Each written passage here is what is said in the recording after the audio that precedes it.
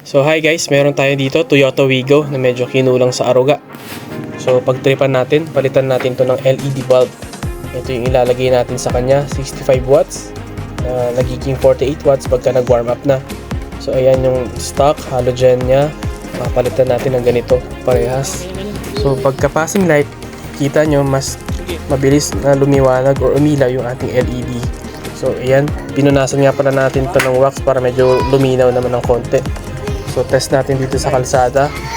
Yung fog lights niya sa high beam as is pa rin na halogen, pero yung low beam niya mas gamit kasi to, kaya yung pinalitan natin sa kayo ng din extra natin na LED bulb na dala-dala. So far hindi naman siya masyado mataas, saktong-sakto pa rin yung buga ng ilaw niya.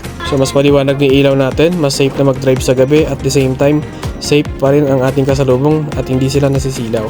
So tignan natin dito sa wall, pantay na pantay pa rin naman yung kanyang cut off.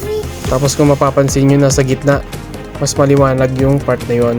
So tama lang yan, tama yung tutok ng ating LED bulb, tama yung pagkakapwesto. Kung interested kayo magpagawa or mag-avail nito, message nyo na ako. Base schedule nga pala yung gawaan natin dito sa Garage 58.